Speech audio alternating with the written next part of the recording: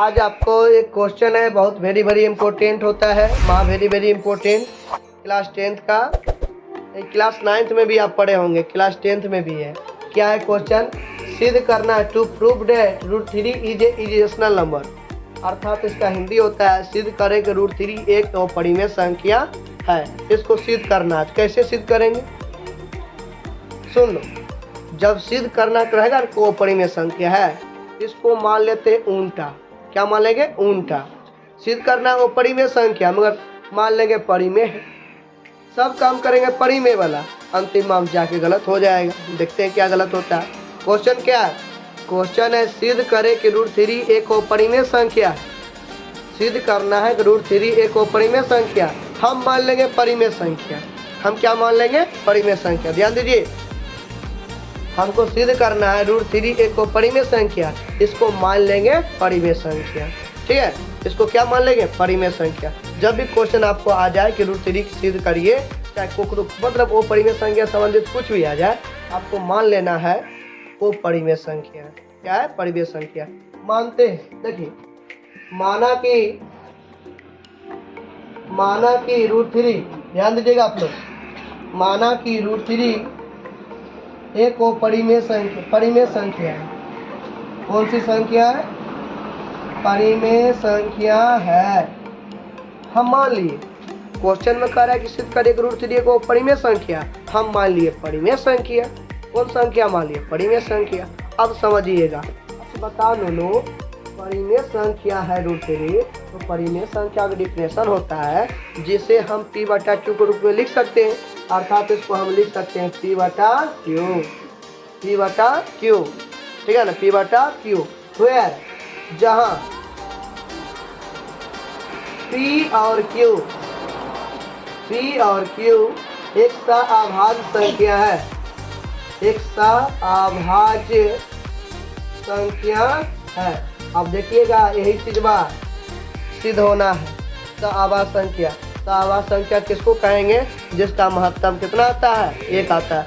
जिन दो अभाज्य संख्या का महत्तम 1 आ जाए उसी को बोलते हैं सअभाज्य संख्या।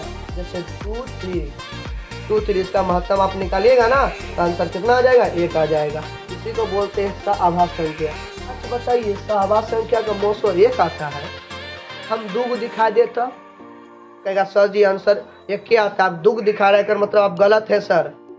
ठीक है ना, क्वेश्चन वही सिद्ध करना है। ठीक है, क्वेश्चन है √3 बराबर p/q, हम मान लिए परिमेय संख्या। कौन संख्या मान लिए? परिमेय संख्या। अर्थात परिमेय संख्या मानेंगे तो इसको p/q के रूप में लिख सकते हैं। अब कुछ काम करते हैं। क्या करते हैं? कुछ काम। ठीक है ना, अब क्या करते हैं? दोनों तरफ वर्ग कर देते हैं। दोनों तरफ वर्ग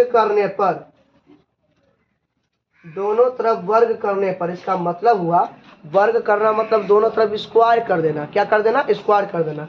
नो ध्यान दो, इधर √3 था, इधर भी स्क्वायर कर दिए, इधर p/q था, इधर भी स्क्वायर कर दिए। ठीक है, अब इसको हल करने के लिए सिखाते हैं।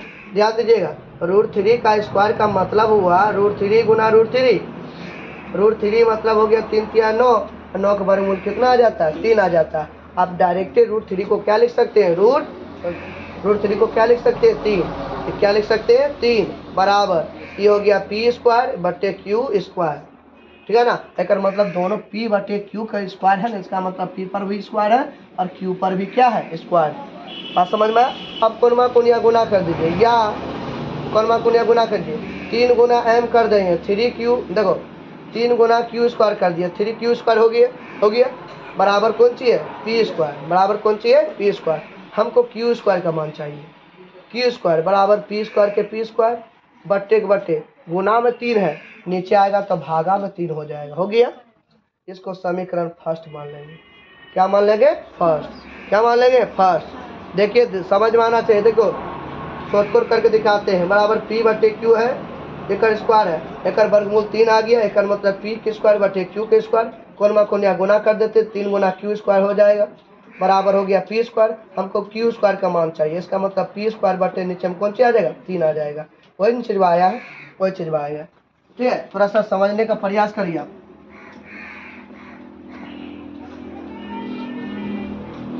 अब बताइए, आपको समझाए हैं ये वाला चीज। p² अच्छा बताइए, यही क्वेश्चन में आपको समझाए, आप बताइएगा, थोड़ा सा ध्यान दीजिएगा आप लोग। अच्छा बताइए, 5 के स्क्वायर 5 के स्क्वायर 5 से भाग लगेगा? देखते हैं। अगर मतलब 5 गुना 5/5 कट गया तो हो गया 5। इसका मतलब हम बोल सकते हैं 5 के स्क्वायर 5 से विभाज्य है, बोल सकते हैं ना। अच्छा बताओ, 5 के स्क्वायर 5 से विभाज्य है, 5 के स्क्वायर नहीं देंगे तब भी भाग लगेगा, तब भी भाग लगे आंसर कौन सी हो जाएगा? 1 आ जाएगा। इसका मतलब हुआ 5 के स्क्वायर 5 से विभाज्य है, तो 5 भी 5 से कौन सी होगा? विभाज्य होगा। इसका मतलब हुआ, समझिए, वही चीज आपको लिखना है यहाँ पर ही। चूंकि पी स्क्वायर किससे विभाज्य है? 3 से। 3 से विभाज्य है, 3 से विभाज्य है। इसका मतलब हुआ पी भी 3 से क्या होगा? 3 से विभाज्य होगा। ठीक है ना, इसका मतलब हुआ। बात समझ में आई यहाँ तक? किसी को कोई प्रॉब्लम है, कोई दिक्कत है, कोई तकलीफ है तो पूछिए आप। अब समझिए, अब क्या करिएगा, कुछ अपना मन से मानते। तो ये जो है ना पी बराबर कुछ हम मान लेते हैं, ये जो पी है तो पी बराबर मान लेते हैं। ठीक है, तो मान लेते हैं, लेट माना कि पी बराबर कुछ मान सकते हो। पी बराबर यदि क्वेश्चन सिद्ध करना है √3 तो √3 मानो, अच्छा रहेगा। ठीक है, √7 सिद्ध करना है तो √7 मतलब 7 मान लेंगे। 3 कौन सी है? 3, तो इसको मान लेंगे 3m अपना मन से मान लिया, अपना मन से हम मान लिए पी बराबर कौन सी मान लिए? 3m मान लिए। ठीक है, अच्छा बताओ, ये जो पी का मान आया 3m, समीकरण फर्स्ट में रख दो। तो ऐसा रख के देखते हैं क्या होता है। समीकरण फर्स्ट में p बराबर 3m रखने पर इसका मतलब क्या होता है? देखो, क्यू स्क्वायर के क्यू स्क्वायर बराबर के बराबर पी का मान कौन सी देने? 3m, ये हो जाएगा 3m का होल स्क्वायर बटे नीचे में 3। एक मतलब हुआ 3m गुना 3m बटे 3 के तीनों, 3 3 कट गया, क्या बचा? देखिए, क्यू स्क्वायर बराबर देखो 3 मतलब 3 के तीनों, m गुना m करेंगे तो m स्क्वायर। कोई दिक्कत है? यही चीज भाई इधर लिखते हैं, थोड़ा सा ध्यान दीजिएगा आप, ध्यान दीजिए। अब देखो, जे चीज यहाँ पर आया तो वही चीज यहाँ पर भी आया, थोड़ा ध्यान दीजिएगा। देखो, क्यू स्क्वायर के क्यू स्क्वायर, ध्यान दीजिएगा, ये क्यू स्क्वायर के क्यू स्क्वायर गुना में 3, ये कौन सी में? गुना में 3। जब नीचे आएगा तो भागा में 3 हो जाएगा। इसका मतलब भागा 3 बराबर कौन सी दिख रहा है? m square. कौन सी दिख रहा है? m square. अब समझना, इसको समीकरण क्या मान लिए? 2। इसको समीकरण क्या मान लिए? 2। जिस प्रकार तुम यहाँ लिखा था पी स्क्वायर 3 से विभाज्य है, पी भी 3 से विभाज्य होगा, उसी प्रकार क्यू स्क्वायर 3 से क्या है? विभाज्य। क्यू स्क्वायर 3 से क्या है? विभाज्य। इसका मतलब हुआ क्यू स्क्वायर 3 से क्या है? विभाज्य है, 3 से विभाज्य है। इसका मतलब हुआ क्यू स्क्वायर 3 से विभाज्य है, तो क्यू भी 3 से क्या होगा? विभाज्य होगा। हो गया। अब थोड़ा सा अंतिमा में 2 पॉइंट लिखना, हो जाएगा सिद्ध। बहुत आसान है, थोड़ा सा ध्यान दीजिएगा आप। अब समझिए एगो चीज, हम की बोले थे आभास संख्या का महत्तम 1 आना चाहिए। एक मतलब सिर्फ एक केस वो संख्या को आंसर आना चाहिए। यहाँ पर देखो दो चीज सिद्ध हो गया। अब चलेंगे समीकरण 1 और 2 से। समीकरण 1 और 2 से इसको लिखेंगे समीकरण 2 से। अब क्या चीज लिखेंगे? ध्यान देना तनिक सा। समीकरण 1 और 2 से, समीकरण 1 और 2 से क्या देखेंगे? ध्यान देना। हम क्या बोले थे? P और Q का सिर्फ एक उभयनिष्ठ होगा।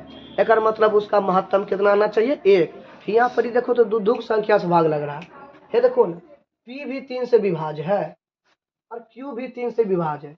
एक मतलब एगो एक्स्ट्रा उसका उभयनिष्ठ गुणनखंड आ गया। बात समझा? ध्यान दो। हम की बोले आभास संख्या का महत्तम 1 आना चाहिए, 1 आना चाहिए। तो 1 तो अबे करता है, परंतु यहाँ पर तीनों आल है, यो 3 आल है। एक मतलब उभयनिष्ठ गुणनखंड दूसरा कोई आ गया। 1 तो अबे करता है, 1 तो छिपले रहता है। सुनो, आभास संख्या का महत्तम 1 होता है तो 1 तो छिपले, 1 तो रहबे करता है, तो मतलब 1 छोड़ा के किसी और नहीं आना चाहिए, परंतु यहाँ पर आल है। यहाँ पर कौन सी है? आल है। यहाँ देखो, पी स्क्वायर भी 3 से विभाज्य है, क्यू स्क्वायर भी 3 से विभाज्य है। एक मतलब दोनों संख्या अलग अलग संख्या से भी विभाज्य है। हमको क्वेश्चन में कहा गया तो उसका महत्तम 1 आना चाहिए और सिर्फ 1 से विभाज्य होना चाहिए, समझा। उसको महत्तम निकालेंगे तो 1 आना चाहिए। यहाँ तो दुधुग आ गया, यहाँ तीनों से भाग दिए तो यहाँ अपनी महत्तम याल है, यहाँ तीनों से पी और क्यू में दोनों से भाग दिए तो ये विभाज्य। इसका मतलब जो हम माने थे ना वो गलत माने थे। क्या गलत माने थे? √3 कौन सी है? एक परिमेय संख्या माने, रियल में होगा वो परिमेय संख्या। ठीक हो गया, सिद्ध बन गया। तो इसको लिखना पड़ेगा। समीकरण फर्स्ट और सेकेंड से स्पष्ट है कि P और Q का एक उभयनिष्ठ गुणनखंड भी है, एक उभयनिष्ठ गुणनखंड भी है, ठीक है, एक उभयनिष्ठ गुणनखंड भी है। अतः मेरा मानना गलत है, मेरा मानना गलत है। अतः हम मान सकते हैं, अतः √3 एक कौन सी है? अपरिमेय संख्या, अपरिमेय संख्या है, ठीक है ना। आप